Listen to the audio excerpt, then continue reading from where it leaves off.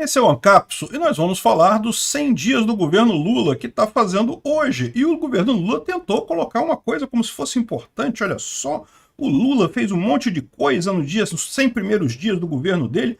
Vamos entender qual é o balanço desses 100 dias reais do governo Lula, o que ele fez de positivo.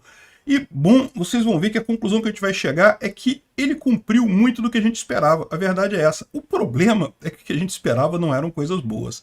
Essa notícia foi sugerida. Sugiro notícia para o Peter ler para mim, Desmelhora Fazendo L e várias outras pessoas. Obrigado aí ao pessoal que sugeriu a notícia. Obrigado a você que está assistindo o nosso vídeo. Se você gosta do nosso conteúdo, por favor, deixe o seu like e se inscreva aqui no canal, né? Pois bem, olha que coisa. O próprio Lula escreveu um artigo. Você acredita nisso? O Lula lá sabe escrever, sabe ler? Enfim, alguém escreveu um artigo no nome do Lula lá no Correio Brasiliense, em que ele descreve que os primeiros 100 dias foram de reconstrução. Reconstrução nada, foram de destruição. Ele voltou atrás em um monte de avanços que a sociedade brasileira tinha conseguido nesse período em que o PT esteve fora do poder. Por exemplo, a lei das estatais, que garantia que políticos não poderiam participar da gestão de estatais. Quantos problemas a gente teve no passado por ingerência política na Petrobras e em outras áreas, né? O pessoal fala assim, mas isso não quer dizer nada, porque as pessoas que foram pegas com corrupção na Petrobras eram coisas de carreira e coisa e tal. Não, mas olha só, mas o problema é justamente isso. O comando político corrompe os funcionários de carreira. O fato de você ter uma gestão política da Petrobras faz com que os funcionários de carreira sejam corrompidos por ela, né? Esse é o problema. A origem do problema é a gestão política. E sim, a gestão política também influenciou na roubalheira lá da época da Petrobras, né? Então era muito importante você tirar as estatais da interferência política direta. Veja, enquanto for estatal, vai ter alguma interferência política, sempre vai ter, não tem como evitar. A empresa pertence ao governo brasileiro, então o governo brasileiro, em última análise, sempre consegue interferir de alguma forma. Mas pelo menos você tinha um colchão técnico ali, um colchão de pessoas capacitadas, visando atender o conselho diretor, o conselho administrativo da empresa, mais do que apenas ao governo federal. Agora, com a lei das estatais jogadas no lixo, uma das grandes coisas que o Lula conseguiu nesses primeiros 100 dias, voltou ao que era antes, né? Voltou a roubalheira toda. Aliás, acho que ficou bastante consistente o lema que o Lula colocou nessa campanha de marketing dele. É campanha de marketing, olha aqui, ó. O Twitter tá pagando aqui, ó, no Explore do Twitter, a primeira coisa é que o Brasil voltou. O Brasil voltou para o passado da corrupção, da roubalheira, do governo fazendo besteira, tomando decisões ineficientes para ajudar a roubalheira da galera. É isso que a gente viu acontecer nesses 100 dias, né?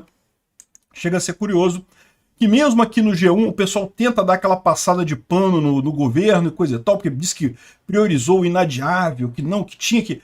Que mané inadiável, ele não conseguiu fazer nada, ele não saiu do lugar ainda, não tem plano fiscal, não tem reforma econômica, não tem reforma administrativa, não tem nada. Tudo que o Lula fez nesse momento foi voltar às boquinhas. Ele só aumentou gasto do governo, botando um monte de gente para mamar nas tetas do governo, em várias estatais, em lei Rouanet, não sei o que lá. Só isso que ele fez, só piorou a situação, só regredimos no tempo, nesses 100 primeiros dias, né?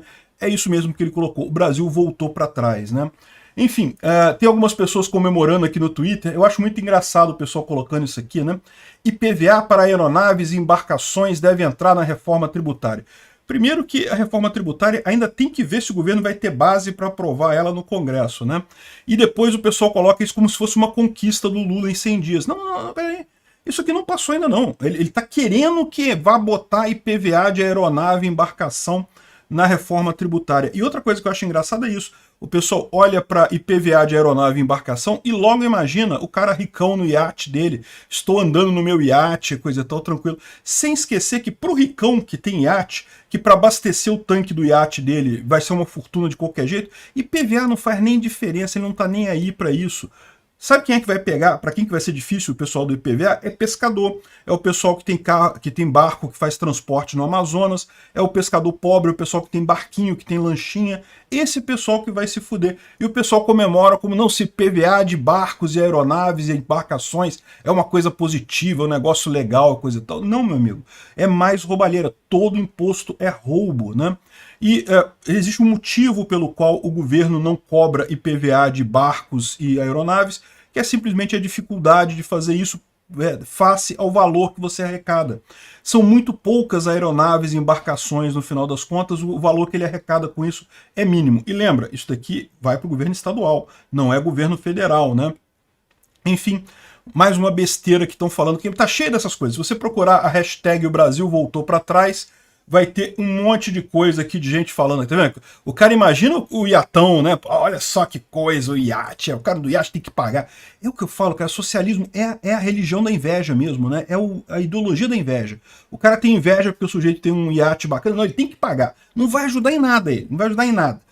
Mas tem que pagar. E o pior, esse tipo de coisa acaba mirando no rico, mas o rico, meu amigo, pagar um pouquinho mais de PVA, você acha que faz diferença? O cara já gasta uma grana. Meu amigo, você ter um iate é o cúmulo de você dizer que não tem, que gosta de jogar dinheiro fora. Porque é caro pra cacete esse negócio, a manutenção é cara pra cacete, combustível é caro pra cacete, tudo é caro no iate, tudo é caro pra você ter isso aí. É só o cara que quer jogar dinheiro fora mesmo. Pra ele, jogar mais dinheirinho pra botar lá no IPVA não vai fazer diferença nenhuma. O que vai ferrar isso daí é o pessoal pescador, é o pessoal que usa barco para alguma coisa, que realmente precisa do barco. Esse pessoal que vai ser mais afetado, sabe por quê? Porque eles são muitos. O pessoal que tem iate, tudo bem, o cara tem dinheiro, mas é uma meia dúzia que tem, pô. Enfim, fica esse negócio aqui, o pessoal fica brincando com isso daqui, que bom, é para isso mesmo que eu coloquei o Lula e coisa e tal. Vão se ferrar nessa daí, vão atirar no rico, acaba acertando o pobre, né? É lógico, o pessoal aqui do G1 já está passando pano, tradicional passada de pano no Molusco, falando que em 100 dias ele já cumpriu 1/3 das promessas de campanha, né? Aí você fala, caramba, que coisa impressionante, como é que ele cumpriu isso tudo? Aí você vai ver a maior parte das coisas é basicamente manter programas do Bolsonaro. Então, por exemplo, ele falou que não quer aprovar o Bolsa Família. Cara, o Bolsa Família já estava aí, porra. Só mudou o nome. O nome era Auxílio Brasil, virou Bolsa Família. Que diferença que fez isso? Prometeu criar os ministérios. Ou seja, a verdade é essa. Eles estão mentindo aqui? Não, não estão mentindo. O que o Lula prometeu, ele fez. O problema é que o que ele fez é justamente as coisas ruins, que é só despesa, que não gera nada de positivo para a sociedade brasileira como um todo, só gera mais gasto, né? Mas mesmo aqui dá para ver a passagem de pano em casos como esse daqui. Olha só, já em relação ao compromisso de manter e ampliar cotas raciais. Eles assinaram um decreto de implantação de percentual de pessoas negras em cargos de poder público. Ainda não teve ninguém contratado por esse processo. Nem começou a coisa ainda. Não teve nenhum concurso público no Brasil ainda, da era Lula. Então, ou seja, eles consideram que já cumpriu a promessa. Já fez o decreto lá, já cumpriu a promessa, né? Isso é a passada de pano da galera. Mas enfim, isso é besteira no final das contas. Retomaram o programa Mais Médicos. O Mais Médicos nunca acabou. Ele existia no Bolsonaro também. Era mesmo, tudo bem, ele mudou o programa Mais Médicos, né? Mas nunca deixou de existir o Mais Médicos. Então, desse jeito é fácil. As coisas que o Lula fez foram aquelas que eram esperadas mesmo. Infelizmente, seria melhor se ele não cumprisse essas promessas, né? Esse é a caminhada em direção ao abismo que esse pessoal queria e está recebendo do Lula, infelizmente. Agora, quando você vê uma avaliação um pouco mais centrada dos 100 dias, tem aqui do R7 falando que, na verdade, o que teve esses 100 dias, né? Basicamente foram embate nas regras fiscais, briga com o Banco Central e preocupação com o emprego. Foi basicamente isso. O Lula não fez nada. Ele não conseguiu aprovar o marco fiscal, não conseguiu aprovar a reforma tributária, não está nem perto disso. Na verdade, não conseguiu nem aprovar as MPs ainda, não tem base para nada no Congresso, ou seja, ele não fez nada ainda.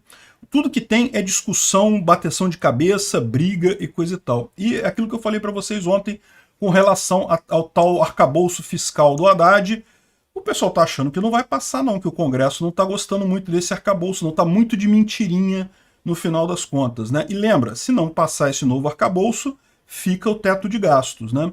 Eu tô torcendo por isso, é isso que eu quero como resultado final, vamos torcer para dar esse tipo de coisa, né? Não sei, acho que vai acabar passando alguma coisa, porque é aquilo que eu expliquei para vocês. Os deputados também querem torrar dinheiro, então eles também querem aprovar alguma coisa, né?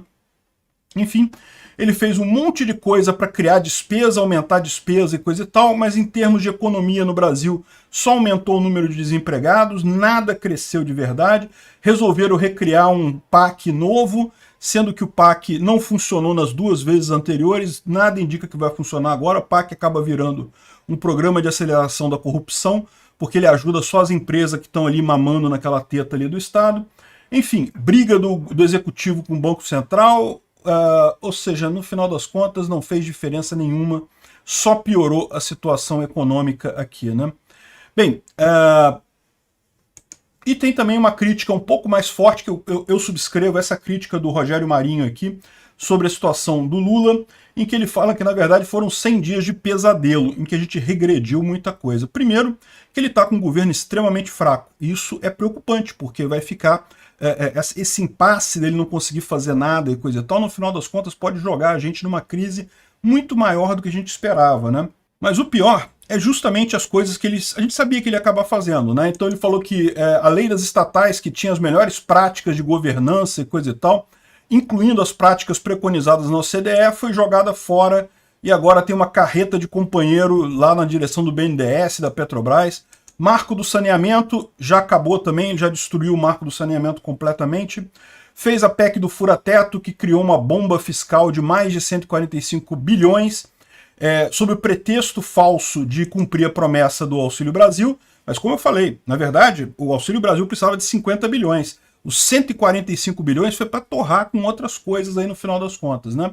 A expectativa da inflação piorou, o Banco Central teve que aumentar os juros e no final das contas não vai ajudar em nada isso daí, né? Infelizmente é muito triste essa sequência de erros, né? Aqui tá as bobagens que o Lula falou nesses 100 dias aqui, nesses primeiros dias do governo dele, né? Um monte de bobagem falada por ele e por outras pessoas do seu governo. É bobagem BC independente, é bobagem que BC independente é melhor. Não, não é bobagem, Lula. A gente está vendo justamente nesse momento. Se ele não fosse independente, já tinha baixado a taxa de juros, te ajudando e prejudicando o país no futuro. Disse que o Brasil tem cultura de juros altos. Que negócio é esse? Mas não é cultura, isso é matemática, isso não é cultura. O Brasil não pode ficar refém de Campos Neto, nem do Lula. Muito pior é ficar refém do Lula. Diz que decisão do BC é preocupante e pode comprometer o resultado fiscal. Isso foi o Haddad que disse. Foi na decisão de manter a taxa de juros. É só cortar despesa. O resultado fiscal você sempre pode resolver cortando despesa. O problema é que o governo não quer fazer isso, né? Enfim, é uma tragédia, uma tristeza muito grande. O pessoal vai tentar passada de pano, lógico que eles vão tentar passada de pano, mas no final das contas o Lula não tem nada para apresentar. Mas se prepara. Isso daqui, esse inferno dos 100 primeiros dias, é a melhor parte do governo Lula. O pior vai vir a partir de agora. Obrigado por assistir o vídeo até o final. Além de curtir, compartilhar e se inscrever no canal, considere se tornar patrocinador com valores a partir de R$ 1,99. Clique no botão Seja Membro abaixo para saber as condições e vantagens de patrocinar o canal. Mais informações sobre o nosso projeto, visite nossos sites indicados na tela.